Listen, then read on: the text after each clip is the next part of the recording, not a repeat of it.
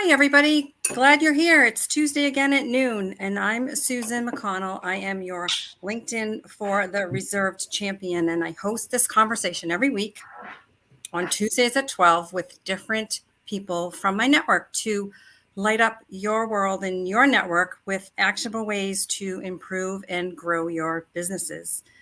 So today I have as my guest Joe Zanca. Joe I've known for quite some time. And he has founded in many businesses over the years. He has provided consultation, product sourcing, branding, services, and more to local service businesses, as well as retailer and e-commerce brands. He launched his first business, on-demand storage, from a college dorm room. He actually hired my son. That's kind of cool. In 2020, his Get It Done podcast has featured over 200 entrepreneurial guests sharing highlighted their origins, industries, and success to a broader audience. Very similar to kind of my goal here. And Joe is an investor with a long-term experience in syndicating deals in real estate and venture capital. So welcome, Joe. Glad to have you here. Thanks, Sue. Yeah, this is awesome. I appreciate you having me on. I like this live conversation. I think it's pretty cool. So yeah, it's pretty cool. Hi, you've not done it. Yeah, it's pretty fun. So everyone that is here, if you're here, put a thumbs up in the chat. If not, you get to see us on replay, which we can do as well. So that's great. So, yeah. Joe, I mean, obviously you started on demand while you were in school. Kind of tell us how your entrepreneurial, I guess, roots began and why you continue to, grow and change. Yeah. So I started on-demand storage with two of my college buddies when we were still in college. So what we did was, we were playing baseball at the time, but Babson's a business school where we went. So we were always around, the entrepreneurship mentality. We were around other students and classmates of ours who were starting their own businesses. So it's something that we wanted to do. And, during the season, there's no time to really work. So we came up with an idea. Neither one of us, we didn't really have much time to go get an internship right out of the gates either, because, while everybody else was interviewing, we were playing baseball. So we came up with an idea. There's a lot of students that traveled to our college from far away. And we were wondering, what do they do with their stuff when they go home? I mean, they bring so much stuff here, they buy stuff while they're here, and then they need to go home and, for 3 months and then come back next year. So we thought of this idea where we'd store their stuff for the summer. So Barrett O'Neill, my partner, coded a website, and I ran around and put flyers everywhere and, talked to as many people as I could about what we were doing. And we got the idea out there and made it real. And we got over 60 or 70 kids to sign up the first year we did it. We stored all their stuff for them for the summer. And then we did it again the next year. We got like 80 or 90 kids to sign up. And it was great. We were running around, fulfilling these jobs, and we really got a taste of what it's like to run a business, have to stay organized, but actually create something out of thin air and start making money from it, which, I fell in love with. And that was my first time being an entrepreneur. And, since then I haven't really stopped.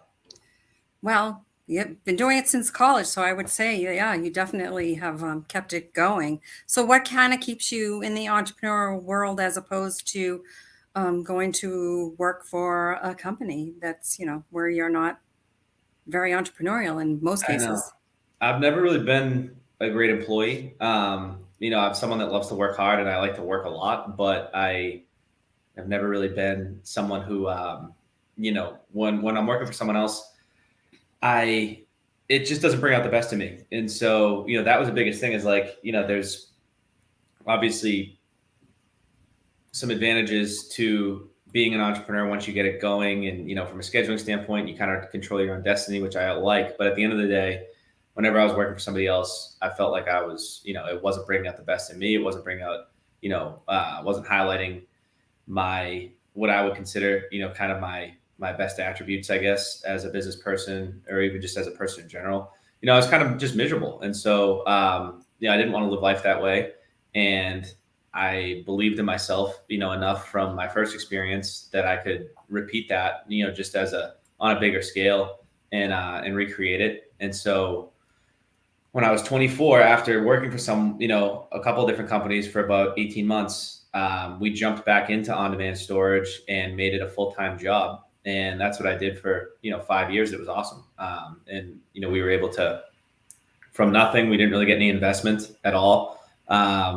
Just create something that was, out of thin air. And we ended up doing work in over 13 states, multiple different colleges and universities, fulfilling, hundreds of thousands of jobs, a year. So it was a lot of fun. And I think that what I learned throughout the whole process that keeps me going too is like, I just like to grow. I like to build things. I like to, start from scratch and turn something, 0 into 1 and keep it going. And, sometimes it can be more of a curse than a Yeah. blessing than a curse, because kind of Well, start to see things. right. But, My question is if you had to do it again, what advice would you give to someone who's, starting up? my biggest advice would be to, I would definitely say pick a niche and start something that doesn't require a lot of overhead. I think you can learn a lot about business and sales for cheap, So I think that like whether it's an e-commerce company, where you're drop shipping products, and you actually don't even need to touch them. So maybe you just need a way to start up a website. You can start a business in 2022 for under $1,000. And one thing that we did at the beginning was, the business that we chose to fulfill was asset heavy. So we needed employees, we needed trucks, we needed warehouse space, we needed all these things in order to operate. And the expenses add up fast, like pretty quickly we had a big monthly, bill to have to cover every month. And, put a lot of pressure on our company, which I think ended up being a good thing, because we made it work and we were able to succeed. Mm-hmm. But there's a lot of different ways to get started without needing to do that. So whether or not, if you're a landscaper, just start off with a lawnmower and a weed whacker, Right. and go buy, some nice new equipment and knock on doors or get your name out there and start doing it that way. And then invest as you go. Or if you're a digital entrepreneur, build a website and learn a skill like SEO or Facebook marketing or something like that. Mm-hmm. And get a few employees a few customers under your belt, a few clients, start servicing them. And then if you want to build it from there, you can, but you can do that with a computer, or you can do that with one lawnmower. You don't have to go rent a warehouse, and have to cover $5,000 a month or something like that every Right. month. So that's the biggest thing I would tell people is that start, you don't have to start and think small, but I think that you can start without needing to, put so much pressure on becoming a business owner. You don't need rent. You don't need that's great. like that. Yeah, it's great advice. It's definitely, especially, we bootstrap our company as well, and it was definitely very low overhead, and I like the idea of keeping those expenses down because you're right, they can add up. It's crazy. So, you're obviously not in on-demand storage anymore. So, what is your next venture that we're into now? So yeah, I've been working hard at a couple different things. So I love I love the idea that you can make money or build a business with a computer and a cell phone and be able to do it from kind of anywhere. That's one thing that I wanted to be able to do is work not just remotely like from my home, but work bring my work with me if I wanted to travel or anything like that. So I've been focusing kind of in that digital realm. I have a new company that we've launched recently called Websites by Students, and what it is we build WordPress websites for mostly service-based businesses. So whether or not they're plumbers, electricians, or recruiters, law firms, accountants, or even coaches. We've done a few websites already for nonprofits and charities, which is great. And so essentially, we look at it like this. It's 2022, anybody who's starting a business needs a website. And so we build very affordable packages for customers that need websites. And then where the by students part comes in is that, I obviously explained this earlier, as a college student, I had the entrepreneurial bug, and I kind of, we made up our own business and went and started it that way. But there's a lot of kids out there that are looking to, it's kind of a new age of entrepreneurship. And a lot of people out there are looking to start their own business. They're looking to get experience while they're still in school. And so what That's we right. do, because we have such a like a well built out development team who builds our websites, we allow students while they're still in school to take our business and market it as if it's their own, similar to how like a real estate brokerage works. So you have your every real estate broker, you have your license with Keller Williams, or you have your license with Compass. But at the end of the day, it's up to you to bring business in. It's up to you to you're an entrepreneur just under that umbrella. And so websites by students, we do the same thing. These kids are entrepreneurs, but it's under our umbrella. And That's so awesome. they go out and look for businesses, just like the ones I described earlier, who need a new website. And, these kids lead the customer from not having a website or having one that they don't like, all the way through the path of getting a new one that they do like, or developing one from scratch. And they do it with our team and our resources. And That's great. so we pay them a pretty great commission for making sales. And we have, monthly calls with them to help them, through answer not only questions that they're going through in real time, but go over different sales strategies and customer service strategies. So it's basically like, the purpose of the whole thing is to obviously build as many websites and help as many businesses as we can. But at the same time, it's to kind of mold the next generation of entrepreneurs to Awesome. start getting a feel of what it's like before they even graduate. In-field experience, and that's very interesting because I went to Northeastern and I was an entrepreneur major, and I only did a field project last class Yep. of school. I mean, it's definitely different, and there's 2 or 3 schools that do a pretty bang up job with entrepreneurs now, but that in-field experience is invaluable because it helps you know if you really want to be an entrepreneur. I mean, or if you even have, the what it takes. And so I think it's a great experience to teach a lot of these kids this while they're still in school. Great Yes. cause. Sales is a lot of people don't realize that, sales is everything when you're an entrepreneur, getting out there, whether it's selling yourself, selling your idea, or, getting clients. Yeah. You kind of need to be selling at all times. Interesting. And it's something that you can't learn without real exposure. You got to Yeah. get out there and do it. And so whether or not, these student entrepreneurs leave school and want to start their own business, or they leave school and want to get a job in, a sales position with a larger company, Mhm. Having that experience of going out there and trying to pitch somebody something and getting told no more often than you get told yes is humbling, but it's also, Yeah. it's real life. Oh, And yeah. so that's what we're trying to do is, all these kids are like, they're a couple months into this thing and they haven't really made a sale yet. And I'm like, well, you gotta, stick with it. You gotta kiss a lot of frogs in this world. You know what I mean? In order to find the one that's going to actually buy from you. And then you'll start to realize, okay, what was different about that interaction than the ones I had beforehand? And you start to hone your craft. But so we're giving them that exposure while they're, 20 years old before they even get out of school.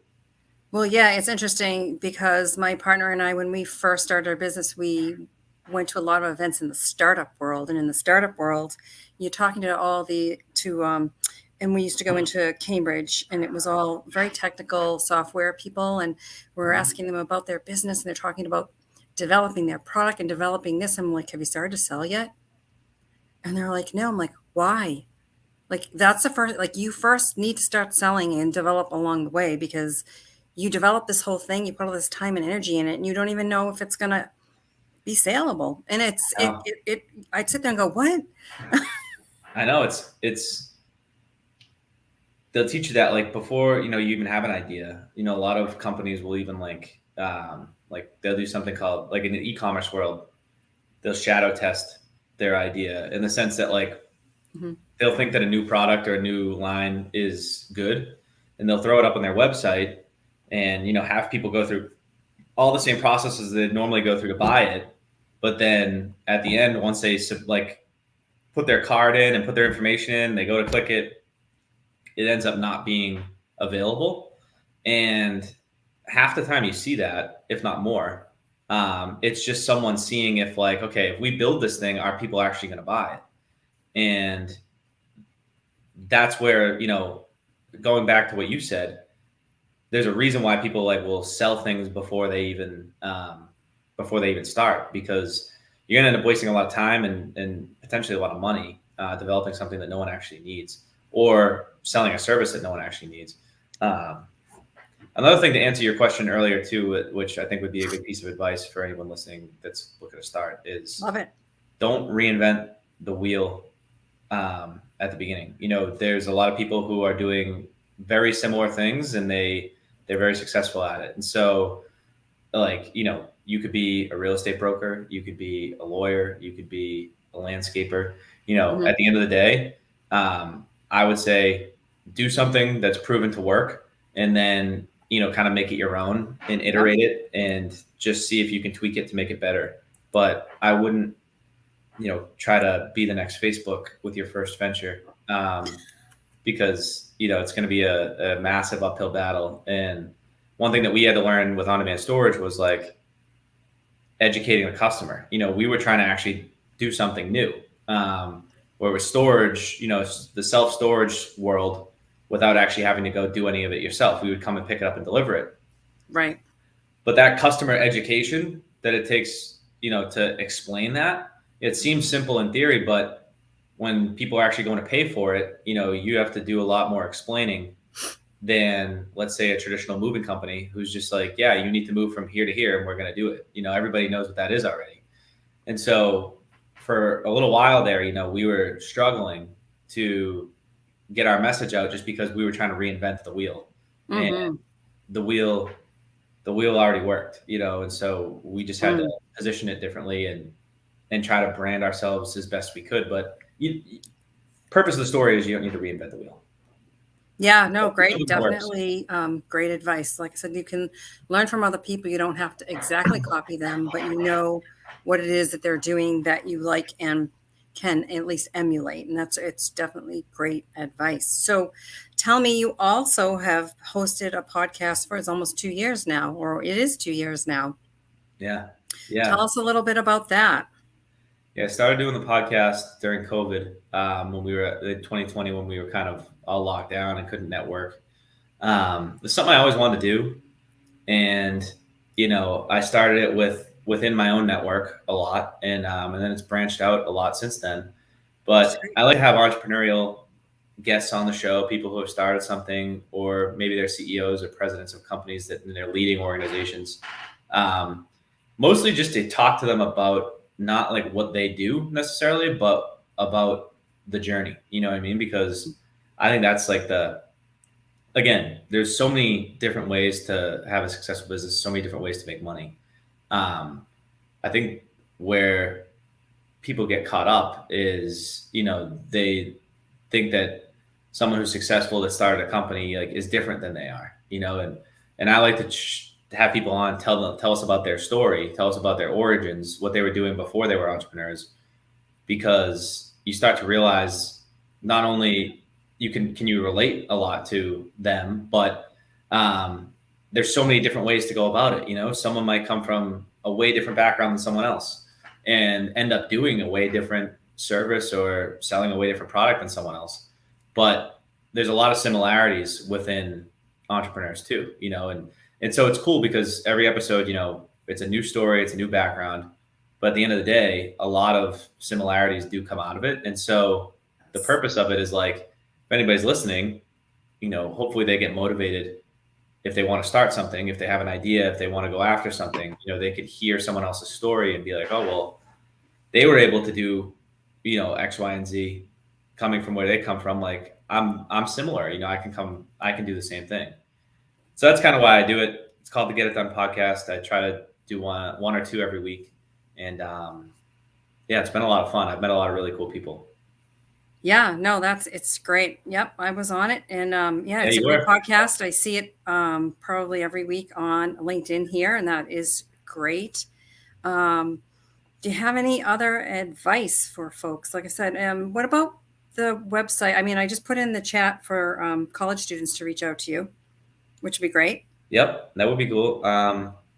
Yeah, so with websites by students, if you're a company or an organization who um, is displeased or isn't really proud of their current website, wants a refresher, wants to up their game, wants to make their website into something a asset for their business, so that they can take visitors that actually go and look at their products and look at their website and look at what they offer and convert them into leads, then that's what we specialize in. So you can find all of our info at websitesbystudents.com. You can reach out to me at joe at websitesbystudents.com. And then if you're a college age student who is going through class and wants to get a taste of what it's like to kind of run your own business in a way, reach out to me at joe at websitesbystudents.com as well. And we will, we're looking to bring on as many people to the team as we can. There's a lot of students that are having some really good success, getting out there and talking to their classmates and talking to local businesses near where they go to school and building out new sites. And so it's been a lot of fun, and I think that we're here to, grow and keep getting better. So if anybody wants to join the team, I would love to have them on. The recruiting. This is a recruiting. You can recruit for both sides, which is kind of cool. But it's a great cause. Like I said, a lot of these kids, nowadays pay a lot of money for college. So it's a great way to get hands-on experience and be ready to, get out and pay off all those student loans. That's a big thing too. Yeah. Imagine, being in school, you get a check for sell a website, you get a, check for $600, $800, $1,000, for making a sale. And, you could put that towards a number of different things. That was a lot of money to me, especially when I was in college. I was broke. So, you weren't alone. Good job, I had a similar, when we talk about my story, I had 3 jobs when I was in college and I played a sport. So I guess I had entrepreneurial. You did. You were hustling. It's fun. Good stuff. Well, that's great, Joe. And I think we can kind of wrap it up here. I put in the notes that your website and your email, and they can also reach out to you on LinkedIn. And this has been great. Thanks for giving us great advice and joining us. And, good luck with the new venture. And we'll have to reach out again to you soon and see how it's going. That'd be awesome. Thank you so much for having me, Sue. This has been great. I really great. Hang on while I end, and then you and I can chat after. Bye, everybody. Oh, by the way, make sure to join me every Tuesday. And next week, my guest is Ed McDonough, and he is the founder and owner of ECE Marketing, and he has an email marketing company, and it's bar to none. He knows his stuff. He's been doing it forever. He has his own platform that he uses, and he does it and does it right. So if you have questions on email marketing, join us next week. Thanks, everybody. Have a great week. Thank you. Be fabulous today. That's what I always say.